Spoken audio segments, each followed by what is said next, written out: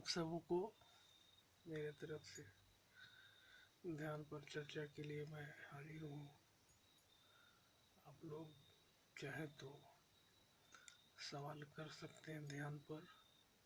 कुंडलिनी शक्ति के बारे में अगर सवाल करना चाहें तो कुंडलिनी शक्ति के बारे में भी सवाल कर सकते हैं। ध्यान से संबंधित बहुत सारी भ्रांतियाँ हैं, ढेरों भ्रांतियाँ हैं। कुंडलिनी शक्ति से संबंधित भी बहुत सारी भ्रांतियाँ हैं। बहुत से लोग डरे हुए रहते हैं, ध्यान करने में भी डरते हैं। कुंडलिनी शक्ति के नाम पर लोग डरे हुए रहते हैं। ये बड़ा विचित्र बात है। कुंडलिनी शक्ति के नाम पर भय ठीक नहीं। अगर हम चुपचाप बैठ कर के और हाथ पर हाथ रख के बैठे हुए रहें तो भी परिणाम निकालना संभव नहीं है ना।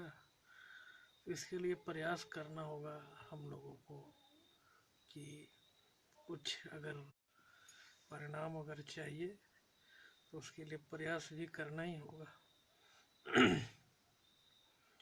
तो अगर आप अपना प्रश्न अगर यहाँ लिखें, कुछ जो भी आपके मन में भ्रांति हो या कुछ जानना चाहते हो, अगर मेरे जानकारी में होगा तो मैं अवश्य ही उसका समाधान करने का कोशिश करूँगा। आप अपना प्रश्न लिख सकते हैं। कुछ अगर प्रश्न हो ध्यान से संबंधित, कुंडलिनी शक्ति से संबंधित अगर कुछ प्रश्न हो तो लिखिए। अभी तक कोई भी टिप्पणी नज़र नहीं आ रहा है मुझे। जल्द से जल्द टिप्पणी करें आप लोग ताकि मैं उस पर बोल सकूं। और आगे कुंडलिनी शक्ति से डरने की कोई आवश्यकता नहीं कि एकाएक शरीर में विस्फोट हो जाएगा या पागल हो जाएंगे, मानसिक विक्षिप्तता आ जाएगी। ये ठीक। कुंडलिनी कैसे जागृत होगी? भवेश पंभार जी पूछते हैं कि कुंडलिनी कैसे जागृत होगी। तो उसके लिए काफ़ी साधना करना पड़ता है भवेश जी। कुंडलिनी शक्ति आसानी से नहीं जगती है और सिर्फ ध्यान करने से भी कुंडलिनी शक्ति नहीं जगेगी। उसके लिए योग का कुछ है, उसका तरीका यौगिक तरीका है। और ध्यान, गहरे ध्यान में 5 साल 6 साल अगर लगातार कोई ध्यान करता है तो कुंडलिनी शक्ति जागरण का अनुभव होना शुरू होता है। उसके लिए कठिन तपस्या, हाँ तैयार है, अच्छी बात है, बहुत ही अच्छी बात है ये तो उसके लिए कठिन तपस्या साधना का अभी मेरा भी पूर्ण कुंडलिनी नहीं जागृत है, लेकिन कुंडलिनी से संबंधित अनुभव ही है। पूर्ण कुंडलिनी जागृत होने के बाद आदमी ब्रह्म ज्ञानी हो जाता है, उसके जीवन में चमत्कार होना शुरू हो जाता है। कुंडलिनी के चक्र सक्रिय होते हैं और सभी चक्रों के सक्रिय होने का अनुभव है मेरे पास में। तो चक्र बीच बीच में ध्यान से सक्रिय होते हैं, ध्यान से चक्र सक्रिय होते हैं। कुंडलिनी शक्ति जागृत करना थोड़ा मुश्किल काम है। कुंडलिनी जग भी नहीं जाती है बिल्कुल तुरंत से। तो कुंडलिनी के नाम पर डरने और घबराने की कोई ज़रूरत नहीं है। ध्यान में आराम से उतरें, आसानी से उतरें। आप अपने मन की सारी भ्रांतियाँ और भय को निकालते हुए आप ध्यान करते रहें। डरने जैसी कोई बात नहीं है। और जब कुंडलिनी या भवेश जी लिखते हैं मैं तैयार हूँ, मैं बड़ा आनंदित हुआ। आप जैसे साहसी लोग ही परिणाम पाते हैं भवेश जी। बिल्कुल इसी तरह तैयार रहना चाहिए, डरना बिल्कुल नहीं चाहिए। डर कर बैठ जाएंगे तो फिर क्या हम परिणाम पाएंगे? कुंडलिनी शक्ति जगती है तो थोड़ी बहुत तो अनुभूति होती है घबरा देने वाले, लेकिन उससे ये नहीं कि वो अस्थाई आपके मन में बैठ जाएगा, ऐसा नहीं होता है। अनुभूति है, वो परमात्मा आपको बिल्कुल मांझता है ना, मांझता कहते हैं, मांझे जाने पर निखार आता है। तो आप जागरण का अगर साधना करते हैं और तपस्या करते हैं तो आपको मांझा जाता है परमात्मा के द्वारा, ताकि आप में और निखार आए। तो ये सारी डरावनी अनुभूतियाँ जो होती हैं वे आपके अंदर का मल निकालने के लिए आपको मांझा जाता है उसको। अच्छा, और क्या लिखते हैं, शक्तिपात से सुना है कोई जगा सकता है, शैलेंद्र जी बोलते हैं। हाँ, शक्तिपात से उसकी अनुभूति कराई जा सकती है, पूर्ण रूप से जागृत नहीं कराया जा सकता है, चाहे कितने भी सिद्ध गुरु हो। अनुभूति आपको तत्काल होगी। हाँ, गुरु अगर चाहे तो तुरंत अनुभूति करा सकता है, क्षणिक अनुभव जरूर करा सकता है। रामकृष्ण परमहंस जी ने विवेकानंद के ऊपर शक्तिपात किया था, तो वो उनको क्षणिक अनुभूति हुई, समाधि की अनुभूति हुई, लेकिन वो अस्थाई नहीं बनती। अस्थाई तो बस अपना ये साधना और तपस्या करने ही पर आपको प्राप्त होगा। ध्यान में भगवान को याद करना होता है, कुछ और करके जो भगवान को शुरू में याद करना पड़ता है, और बाद में ध्यान का मतलब है कि बिना मन की अवस्था, मन शांत हो जाए ना, तो उसी को ध्यान अवस्था कहते हैं। और बिल्कुल शांत हो जाए, बिल्कुल बिल्कुल शांत हो जाए, तो उसको हम कहते हैं समाधि की अवस्था, जहाँ ध्यान भी समाप्त हो जाता है, ध्यान भी वहाँ नहीं रहता, तब बिल्कुल शांत की अवस्था, मन के शांत की अवस्था समाधि कहलाता है। तो उस समय आपको ये शुद्ध बोध नहीं होता है भगवान के बारे में, बाहरी दुनिया के बारे में, किसी के बारे में कोई शुद्ध बोध नहीं होता है। न भगवान के बारे में होता है, न किसी परिवार के बारे में होता है, न कोई दुनिया के बारे में होता है। समाधि एक अभूतपूर्व अवस्था होता है। आपका भी धन्यवाद शैलेंद्र जी, आपने समय दिया, बहुत बहुत धन्यवाद। और कोई कुछ अगर पूछना चाहे तो आप अपना टिप्पणी लिख सकते हैं। और शक्तिपात शॉर्टकट में विश्वास मत कीजिए, शक्तिपात पर बहुत लोग भरोसा करके बैठते हैं। खुद का साधना कीजिए, वो ज़्यादा आनंददायक होता है। खुद का साधना, गुरु का सानिध्य होना चाहिए, ये सही है। जो ध्यान के लिए कोई गुरु की आवश्यकता नहीं, ध्यान आप अपने से भी कर सकते हैं। या मैं बहुत सारे पोस्टों पर कुंडली के विभिन्न चक्रों को सक्रिय करने के लिए पोस्ट करता रहता हूँ, तो उसमें भी कोई गुरु की आवश्यकता नहीं होती है। लेकिन हाँ, कुंडली शक्ति जब जागरण करना हो तब गुरु की आवश्यकता होती है। तो गुरु के सानिध्य में आप कर सकते हैं कुंडली शक्ति के से संबंधित साधना तपस्या कर सकते हैं। और शक्तिपात पर ज़्यादा भरोसा नहीं, शक्तिपात एक क्षणिक अनुभूति है, शॉर्टकट है, और उस पर ज़्यादा भरोसा नहीं होना चाहिए। हाँ, आपको और गुरु कब शक्तिपात करता है, जब देखता है इसका विश्वास डगमगा रहा है, टूटने लगा है, और ये योग पात्र है, इसे कुछ मिलना चाहिए, तब गुरु शक्तिपात कर देता है कि लो क्षणिक स्वाद पालो। स्वाद पाने भर की देर है, उसके बाद तो आप खुद प्रयास करने लगेंगे। स्वाद मिल गया तो उसके बाद। अच्छा, भवेश जी के भगवान ध्यान में कैसे गहरे जाए? अभ्यास से, अभ्यास, खूब अभ्यास करें। अभ्यास और संकल्प बहुत सहायता करेगा आपको। पहली बात तो संकल्प करके बैठे ध्यान के लिए, खूब संकल्प करें मन से, बिल्कुल बार बार मन में दोहराएं कि आज गहरे ध्यान लगे, आज गहरे ध्यान लगे, आज गहरे ध्यान लगे, ऐसा संकल्प करें।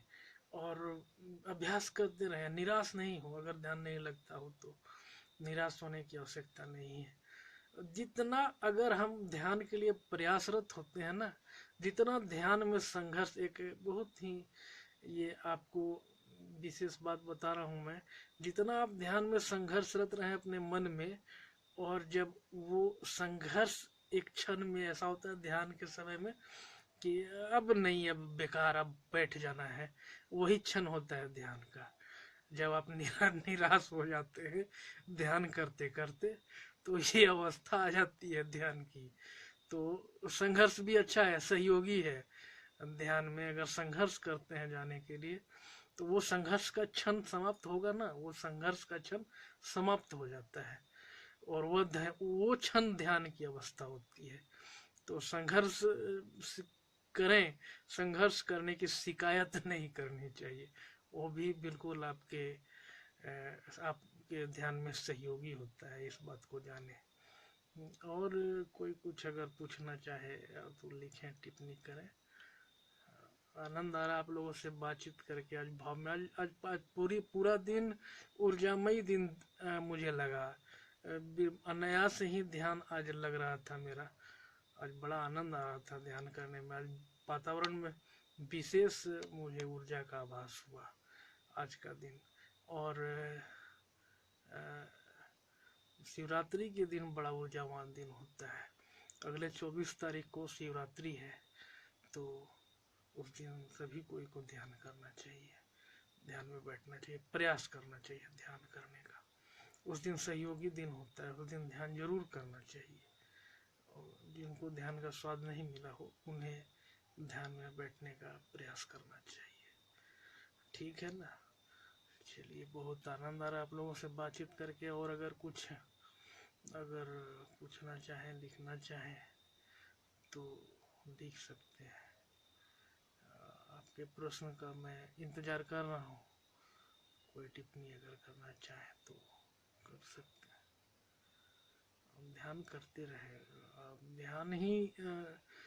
ध्यान से ही आपके जीवन का उद्देश्य प्राप्त होगा, इधर उधर भटकने से नहीं। यश प्राप्ति, धन प्राप्ति, वस्तु प्राप्ति, ये आपके जीवन का उद्देश्य नहीं है। आपके जीवन का उद्देश्य है कि आप अपने स्वरूप को जान लें, परमात्मा को जान लें। परमानंद वही है। मन का स्वभाव है। मन क्यों भटकता है? मन भटकता है आपके अपने स्वभाव में भटकता है। उसका स्वभाव है वो अपने इष्ट को खोज रहा है। वो अपने ऐसे चीज को खोज रहा है, ऐसे तत्व को खोज रहा है जिसमें वो लीन हो जाए, जिसमें जाकर वह भी समाप्त हो जाए। मन का यही स्वभाव है। तो और मन का इष्ट कौन है? मन किसे ढूंढ रहा है? मन ढूंढ रहा है, भटक रहा है परमात्मा के लिए। लेकिन इस भटकन के मार्ग में तरह तरह के अनुभव मिलते हैं। तो मन सोचता है कि शायद पैसे में सुख है, शायद यश में सुख है, पदार्थों में सुख है। लेकिन मन उसे प्राप्ति करके भी सुखी नहीं होता है। तो ध्यान उसका स्वभाव है। तो ध्यान में वो सुखी होगा, आनंदित होगा, मन वहीं शांत होगा जाकर के। परमात्मा में जब वो मिल जाए मन जा करके, तभी वो शांत हो जाएगा और आपको परम आनंद की प्राप्ति उस समय महसूस होती है। तो और कोई कुछ अगर प्रश्न करना चाहे तो। कुंडली शक्ति के नाम पर काफी भ्रम है, खास करके एक भय है। ये कुंडली शक्ति और ध्यान के प्रति जागरण ही मेरा उद्देश्य है इन ऐसे पेज पर आने का। अच्छा, पूर्णिमा का ध्यान कोई राज है? मैं आपका बात नहीं समझा भवेश जी, क्या कहना? पूर्णिमा का ध्यान कोई राज है? पूर्णिमा के दिन चंद्रमा पूर्ण खिला हुआ रहता है और उस समय ध्यान आराम से लगता है। और उस दिन के ध्यान में शीतलता अनुभव कर सकते हैं। अगर ध्यानी है तो चंद्रमा की किरणें जब आपके ऊपर पड़ती हैं दृश्य रूप में, अदृश्य रूप में, आप घर में बैठ करके अगर आप ध्यान कर रहे हैं, बाहर में नहीं कर रहे हो, ठंड का अगर मौसम हो तो भी आप अनुभव कर सकते हैं कि अदृश्य रूप में चंद्रमा की किरणें आप पर पड़ती हैं और आपको शीतलता देती हैं। चंद्रमा मन का कारक है, ज्योतिष में ऐसा कहा गया है। चंद्रमा का प्रभाव, और वैज्ञानिक भी ऐसा मानते हैं कि चंद्रमा मन का कारक है। जो समुद्र में ज्वार भाटा वगैरह आता है, वो शरीर में जल तत्व है, अपने शरीर में जल तत्व है और नमक की मात्रा भी है हमारे शरीर के जल तत्व में। तो इसका भी असर होता है। चंद्रमा में समुद्र का असर अगर होता है, चंद्रमा का असर समुद्र पर पड़ता है, तो चंद्रमा का असर शरीर पर भी पड़ेगा। ये वैज्ञानिक तथ्य है। शरीर पर पड़ेगा, मन पर भी पड़ेगा, ये सत्य है। तो पूर्णिमा का ध्यान का एक अलग आनंद है। प्रत्येक दिन के ध्यान का एक अलग आनंद है। और अगर कोई कुछ पूछना चाहे तो पूछ सकते हैं। कोई अगर टिप्पणी, लोग तो नज़र आ रहे हैं लाइव 7-8, लेकिन टिप्पणियाँ नहीं आ रही हैं। कोई अगर और टिप्पणी करे तो फिर आगे बात को बढ़ाऊं, और नहीं तो फिर ये वीडियो बंद करूं मैं। टिप्पणी कोई अगर करना चाहे तो कुछ भी टिप्पणी, अगर खास करके कुंडली शक्ति से संबंधित या ध्यान से संबंधित अगर पूछना चाहे तो लिख सकते हैं। जो भ्रांतियां हैं खास करके वो अगर उनकी चर्चा की जाए तो सारे भ्रांतियों से निकले, सारे भ्रांतियों से मैं आह्वान करता हूँ, ध्यान करें, बिल्कुल निर्भय होकर ध्यान करें। वो आनंद आपका अधिकार है, वो परम आनंद आपका अधिकार है। आप भटके हुए हैं विवेक, बुद्धि और मन के कारण, दूसरा कोई कारण नहीं है। उस आनंद को प्राप्त करना आपका अधिकार है। मैं आह्वान करता हूँ आप सबों का। अचला झा जी लिखते हैं, ध्यान कितना समय तक करें? प्रारंभ में 10 मिनट, 15 मिनट, 20 मिनट, और जब इस तरह अभ्यास को बढ़ाते जाए, 10 मिनट करें, 2 मिनट से शुरू करें, सांस पर ध्यान रखें 2 मिनट तक, इससे भी ध्यान लगेगा। शुरुआत करें आज्ञा चक्र पर, ऐसे ही मन को, आज्ञा चक्र यहाँ पर होता है, यहाँ पर मन को आप ऐसे भी रखें, मन को रखना वहाँ पर ध्यान कहलाएगा। और इस तरह से अभ्यास बढ़ाते जाएं, 2 मिनट, 5 मिनट, 10 मिनट, 20 मिनट, इस तरह से अभ्यास बढ़ाते बढ़ाते फिर आपको ध्यान के अलावा और कुछ सूझेगा ही नहीं। अगर स्वाद लग गया ध्यान का तो आनंद आएगा बहुत। तो बढ़ाते जाएंगे अपने समय को। इसके समय की कोई सीमा नहीं है, वैसे जितना मन करे उतना ध्यान करें। मेरा तो ये कहना है कि आप अपने आवश्यक कार्य को करें, अपने जरूरी कार्य को करें, और उसके बाद जो समय बैठता है उसे आप ध्यान में लगाएं, और कोई काम नहीं। आप अपने जरूरी काम को करें, उसको करना अनिवार्य है। शरीर है, जीवन है, तो इसको चलाने के लिए आपको अपना अनिवार्य कार्य करना ही है ये। लेकिन उसके बाद अगर कोई समय बचता है आपके पास तो उस समय में ध्यान करें। ये मेरा अनुरोध है, प्रार्थना है आप लोगों से। और ध्यान सीखना नहीं है, ध्यान स्वभाव है आपका। आंख बंद करें, प्रयास करते करते ध्यान लगना शुरू हो जाएगा। सांसों पर ध्यान रखें, शुरू में 1-2 मिनट, ज़्यादा नहीं, सांस पर ध्यान नहीं रखना है, और 1-2 मिनट, और उसके बाद फिर आज्ञा चक्र, यहाँ आज्ञा चक्र होता है, यहाँ स्वभावतः आपका ध्यान लग जाता है। आंख बंद कर किया नहीं कि ध्यान आज्ञा चक्र पर तुरंत पहुंच जाता है। मैग्नेटिक चक्र है ये, आपके ध्यान को खींच लेता है ये स्वभावतः। सभी ध्यानी शुरू में आज्ञा चक्र पर ही ध्यान लगाते हैं, तो आंख बंद करते ही आज्ञा चक्र पर ध्यान लग जाता है तुरंत। तो वहां पर आप साक्षी रहें, वहां पर देखें कि क्या होता है। मन शरीर नहीं होता है, मन स्थिर नहीं होता। हाँ, अभ्यास करते करते स्थिर होगा आशा झा जी, मन स्थिर होगा, अभ्यास करते करते स्थिर होगा। मन को साक्षी भाव से देखें तो मन स्थिर होता जाएगा। मूलाधार से शक्ति ऊपर लाने का कोई विधि या कोई योग है? मूलाधार चक्र पर ध्यान किया जाता है, मूलाधार चक्र पर ध्यान किया जाता है, उससे शक्ति ऊपर उठने लगता है। प्राणायाम के द्वारा भी आप अपने शक्ति को ऊपर उठा सकते हैं। तो यहाँ विधि में नहीं बताता हूँ। कुंडली शक्ति सक्रिय होने लगेगा तो अगर कुछ, हालांकि कोई खतरा नहीं होगा, लेकिन फिर भी अगर कुछ ऐसी आपत्तिजनक स्थिति होती है, मन में कुछ अगर भय पैदा होता है, तो आप घबरा जाएंगे बिल्कुल। और मैं वहाँ आपके सामने तो हूँ नहीं कि आपको निर्देशित कर दूँ। तो वैसी स्थिति में जब कुंडली शक्ति जागृत करने की बात होती है तो ऐसी स्थिति में किसी गुरु का सानिध्य होना, कोई मर्मज्ञ, कोई जानकार का सामने होना अत्यंत आवश्यक है। और ऐसे ध्यान कर सकते हैं, चक्रों पर ध्यान कर सकते हैं, स्वाभाविक ध्यान कर सकते हैं। उसके लिए कोई गुरु और किसी विशेष व्यक्ति की आवश्यकता नहीं होती है। तो मूलाधार चक्र पर प्राणायाम से शक्ति जागृत होता है और ध्यान करने से भी। और कुछ यौगिक क्रिया है, भस्त्रिका प्राणायाम है, जिसको अगर बंध लगाना होता है, 3 बंध होते हैं, मूल बंध, उड्डयन बंध, जालंधर बंध, यौगिक क्रिया है ये सब। ये बंध लगा करके ऊर्जा को ऊपर खींचा जाता है। तो इस तरह से मूलाधार से ऊपर शक्ति बहना शुरू होता है। जय श्री राधे, जय श्री राधे अजय त्रिपाठी जी, जय श्री राधे।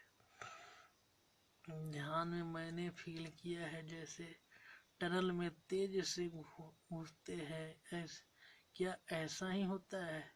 हाँ, इस तरह की अनुभूति हो सकती है, बिल्कुल इस तरह की अनुभूति हो सकती है रेणु जी ध्यान में। और इससे भयभीत नहीं होना है, बस उसे देखें साक्षी भाव से, और न ऐसी जिज्ञासा उत्पन्न होने दें कि ऐसा क्यों हो रहा है। क्यों अगर आपके मन में आया तो ऐसी अनुभूति होना समाप्त हो जाएगा। आपने गौर किया होगा, जब आप उस पर ध्यान देना शुरू कर देंगे कि ऐसा क्यों हो रहा है, ऐसा क्यों हो रहा है, तो अनुभूति आना दोबारा थोड़ा सा कठिन हो जाएगा। और इस अनुभूति के बाद और भी अनुभूति होगा, और भी अनेक तरह का अनुभूति होगा। ये अनुभूति आ रहा है, इसका मतलब ये हुआ कि आपका प्रयास सही हो रहा है।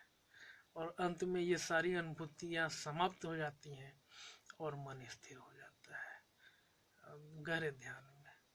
तो ये अनुभूतियां होने दें, आने दें, इससे घबराए नहीं, और न क्यों बोल करके स्थिर भी न हो उस अनुभूति पर। आएंगी और जाएंगी इस तरह की अनुभूतियां।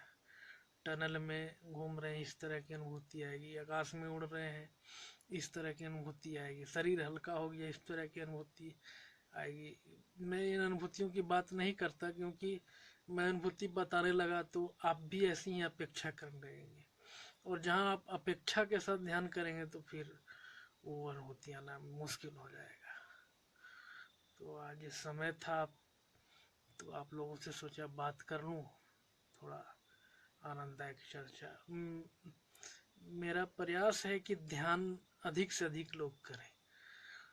आप अगर वीडियो देख रहे हैं और पेज को लाइक करते हैं तो और लोगों को भी प्रेरित करें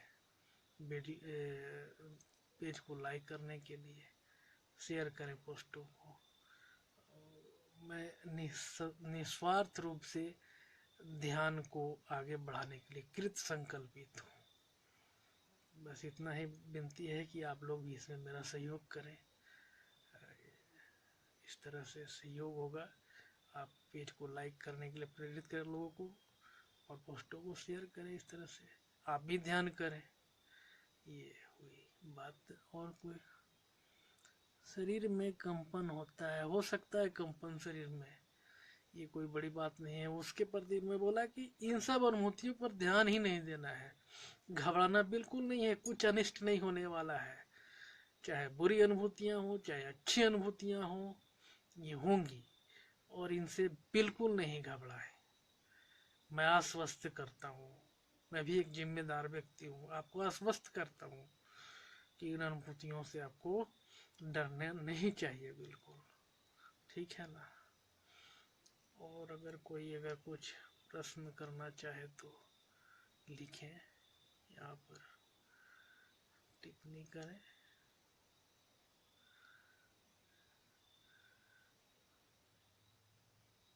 अभी आप लाइव देख रहे हैं, ध्यान अगर चाहे तो कर सकते हैं बैठे बैठे वहीं पर, जहाँ भी आप बैठ करके देख सकते हैं, वहाँ पर ध्यान करें। 2 मिनट का ध्यान, 5 मिनट का अगर समय हो तो मैं यहाँ से करा रहा हूँ, आप लोग करें। आराम से बैठ जाएं, बैठना जरूरी है, बैठकर ध्यान करेंगे ताकि शरीर बिल्कुल लंबवत हो, पृथ्वी से लंब बनाए शरीर, ये स्थिति होना जरूरी है ध्यान के लिए। और मिल सकते हैं भवेश जी, मिल सकते हैं, मुझसे मिलना हो तो मिल सकते हैं। तो अभी फिलहाल एक ध्यान करा रहा हूँ, इसे करें आप सभी जो देख रहे हैं। आराम से बैठ जाएं, आंखें बंद कर लें।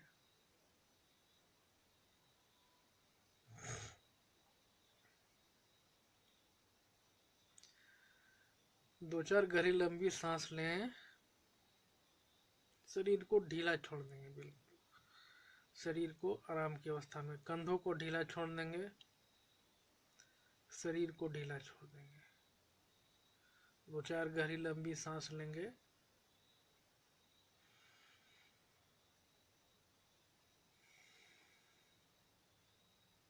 सांस आराम से लेंगे और आराम से छोड़ेंगे।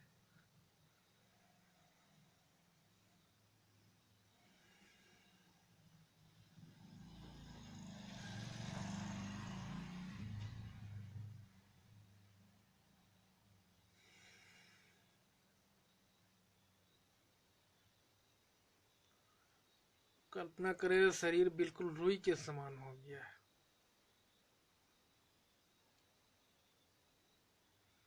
रुई के समान हल्का बिल्कुल शरीर।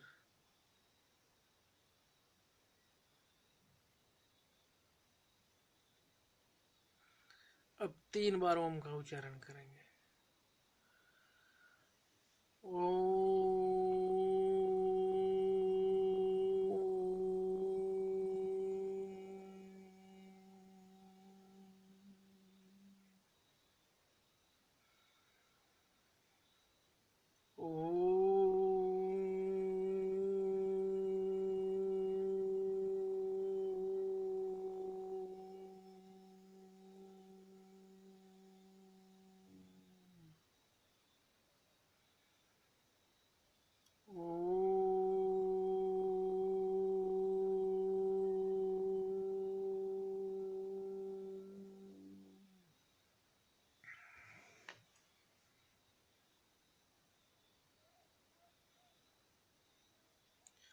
ओम के उच्चारण से आपके शरीर में जो भी स्पंदन हो रहा है उसे महसूस करें।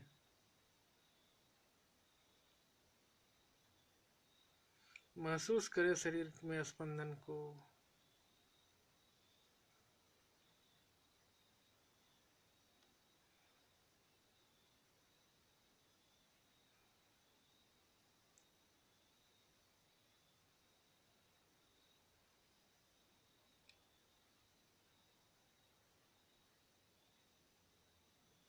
ध्यान को आज्ञा चक्र पर रखें, जब तक आपकी इच्छा हो ध्यान को आज्ञा चक्र पर रखें।